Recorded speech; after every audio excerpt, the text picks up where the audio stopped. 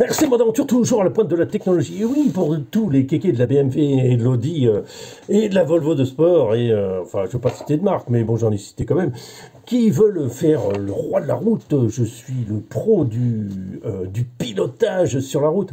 Alors, vous savez mon avis là-dessus, c'est que la voiture...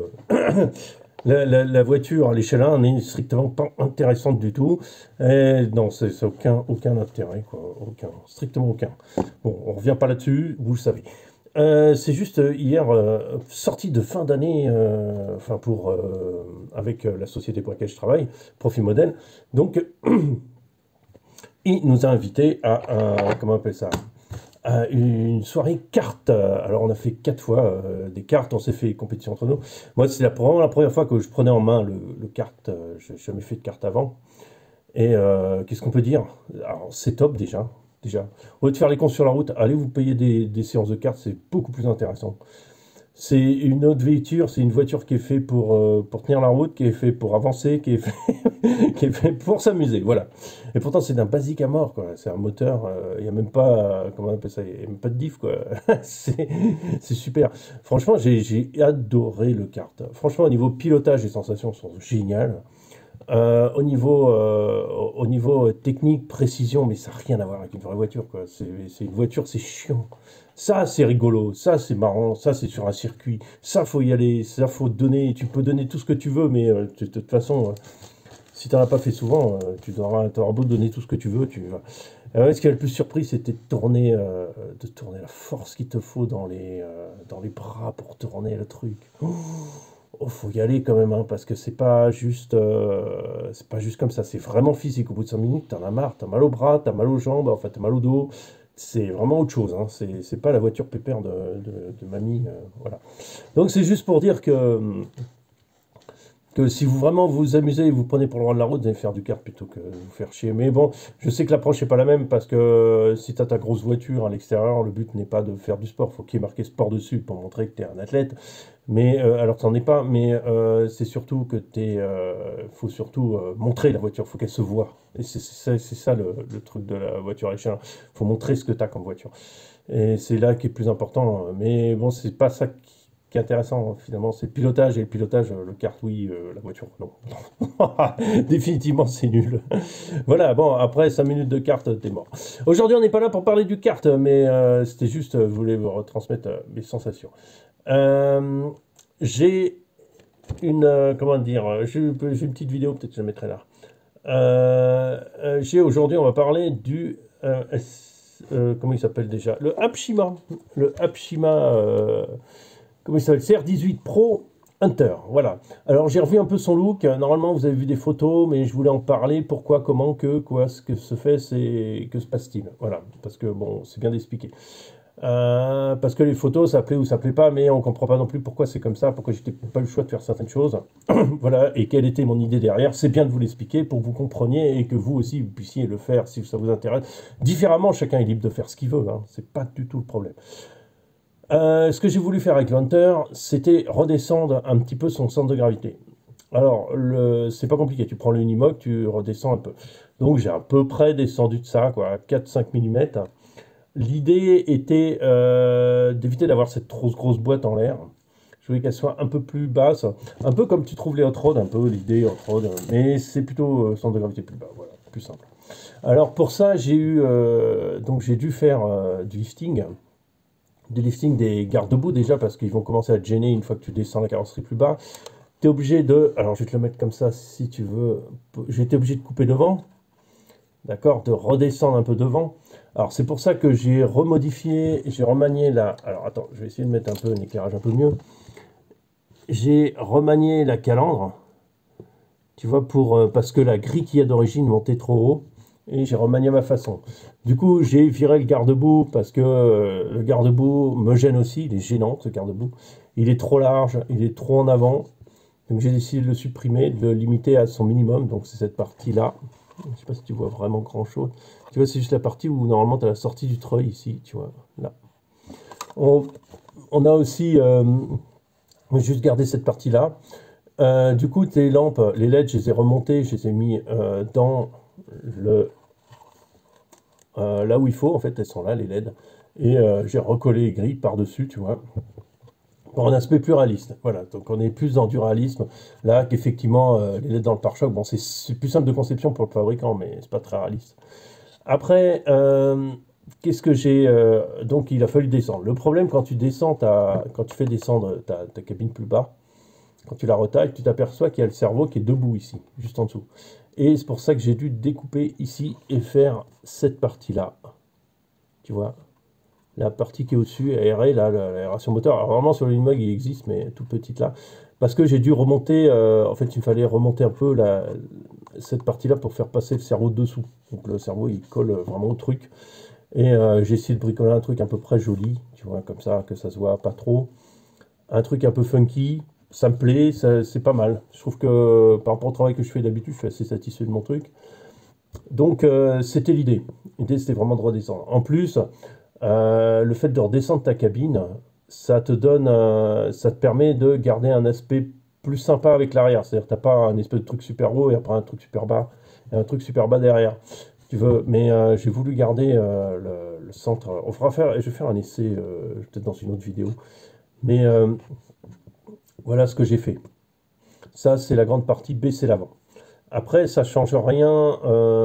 Ça change rien. Cette place à l'intérieur, vous n'avez rien à toucher à l'intérieur. Ce qu'il y a à l'arrière, comme vous voyez, j'ai mis le bateau. Alors, j'ai mis le bateau à la place de la citerne. Ça, je vous ai expliqué parce que la citerne, bah, à force de tomber, c'est du jouet plastique. C'est complètement défoncé, quoi. C'est dommage, j'aimais bien le contraste de couleur. Effectivement, elle était trop petite, comme certains le disaient. Alors, j'ai décidé de mettre un petit bateau en bois que j'ai fabriqué, mais il y a 7-8 ans, ouais. J'ai mis dans le placard. Je me suis dit, un jour, j'aurai peut-être besoin. Et du coup, ce jour est venu. Et la barque, c'est assez cool, c'est plus à l'échelle, quoi. Donc, j'ai fait un petit effort de peinture aussi, ici, en vert, pour rappeler un peu la cabine. J'ai peint ici en vert. Alors ça, c'est pour faire ressortir, parce que c'est dans l'ombre et c'est dessous, c'est pour les faire ressortir un peu les caisses qui sont joliment travaillées. Si tu veux. Alors je me suis demandé si j'allais pas les supprimer, mais tu peux pas vraiment les supprimer parce que elle te sert à tenir toute ta structure arrière aussi, donc tu peux pas trop les enlever. À la limite, tu peux les alléger. Ben, du coup, j'ai pas rien fait. Alors ça, c'est la caisse du côté, la caisse à outils, et de l'autre côté, tu as le réservoir.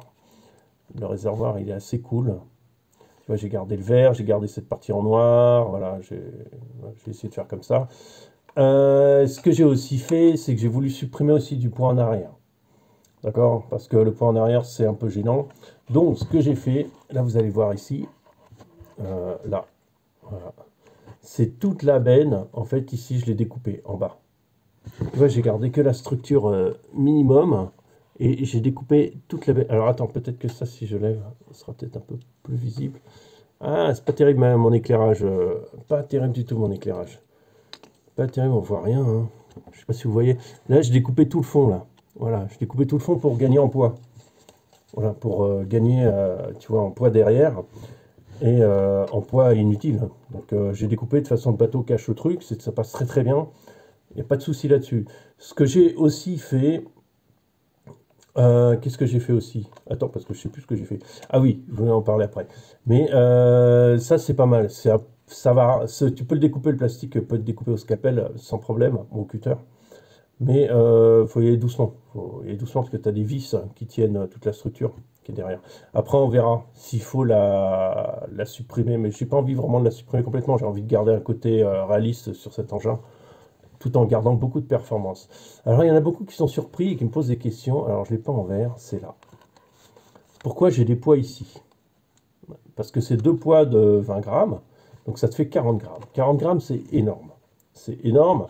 Si tu achètes, par exemple, chez Injora, on s'entend, les petits poids de 9 grammes, plus les braches de 30 grammes, plus les machins de 30 grammes, ça te coûte pas si cher, mais ça te coûte déjà 20-30 euros, quoi, si tu veux. Hein, et ton acier, machin truc, et ton bidule en acier et tout.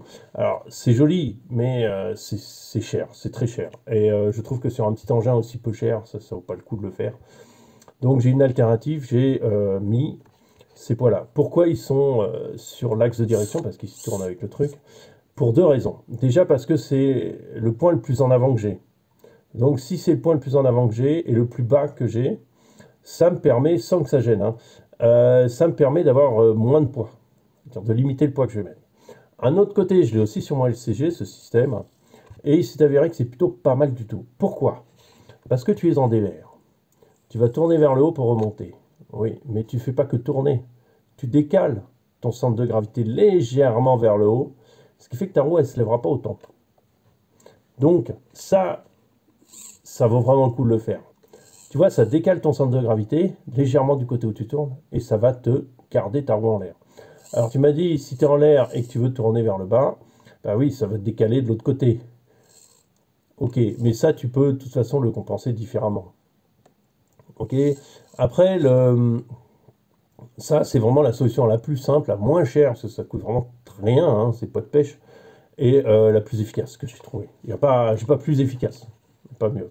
On va parler 2 secondes des trenchers. Des trenchers, c'est les meilleurs pneus que j'ai. Sans photo, sans aucune, j'ai pas de concurrence là-dessus, c'est vraiment d'excellents pneus. Je les conseille. C'est vraiment par rapport à tout ce que j'ai roulé, je suis vraiment très très très satisfait de ces trenchers. C'est juste sur ces jantes, elles sont un peu plus larges. Donc j'ai l'impression que le pneu a tendance à déjanter par endroits. Tu vois là par exemple, là, il a tendance à se sortir un peu. Donc il va falloir que je le remette. Et je sais pas vraiment pourquoi c'est comme ça. Mais sur ces jantes là, c'était pas. Il faudra que je trouve une solution. Et là aussi, regarde. Là aussi il sort. Il faudra que je trouve une solution vis-à-vis de ça. Soit mettre une cale, soit je sais pas. Je vais trouver, vous inquiétez pas. Voilà, c'est tout. Je voulais vous présenter ce petit véhicule. Donc de manière plus performante encore. Je vais faire des essais avec, ça va vous amuser, c'est très marrant, hein, ça va être très sympa à faire. Moi j'aime beaucoup cet engin, c'est un de mes préférés à rouler. C'est un des plus agréables à rouler, des plus funky. Je trouve que l'électronique d'origine, il n'y a rien à dire, elle est vraiment très très bien. On a un super contrôle d'accélération. Alors il va pas très vite, mais ça suffit amplement. Et c'est aussi le véhicule pour le prix qui est vraiment le plus efficace. Qui est vraiment le plus efficace. Et le truc qui est en plus fun, qui est vraiment bien, c'est les ponts déportés. Alors attention aux ponts déportés qui ne soient pas trop larges, parce que d'autres marques font des ponts déportés qui sont plus déportés que ça. Et là, ça va gêner, parce qu'on touche ici, tu vois. Va toucher ici, et ça va te déranger. Alors que là, on est suffisamment haut. Sur les petits trous, j'ai toujours dit, pont déporté, c'est vraiment très bien. Sur les petits trous. D'accord. Dès qu'on attaque du indice, c'est très discutable. Moi, j'aime pas, honnêtement, les ponts déportés, mais à moins que tu aies les voies ultra larges. Alors, ultra larges comme des ponts axial, comment il s'appelle pas d'axial, le Capra. À moins que tu aies des ponts comme ça. Alors oui, il faut avoir les ponts déportés pour un peu plus haut, on peut avoir un peu plus de place entre la roue gauche et droite, quoi. Donc oui, là, éventuellement, ça peut être une bonne chose. Mais tel que le conçoit Traxxas, parce que c'est eux qui, ou Opshima, les voies sont pas larges, ça déstabilise plutôt l'engin, je trouve, mais bon, après, il y a toujours moyen de faire. Voilà, donc les présentations sont faites. Cet engin va aller rouler maintenant et on va faire une petite vidéo de performance incroyable. Mais ça promet. Déjà, il y a une vidéo de performance qui est passée ou qui va passer avec l'ancienne configuration. On est arrivé à un point vraiment excellent. Et je pense qu'avec ça, on va attaquer encore le niveau dessus. Parce que le problème, en fait, d'avoir la cabine assez haute, mais c'est pas que la cabine, hein, c'est beaucoup de choses. C'est le poids assez haut, c'est que bah, tu arrives à faire quelque chose, mais tu n'arrives pas forcément à faire tout ce que tu veux. Allez, je vous dis à bientôt. Ciao, ciao.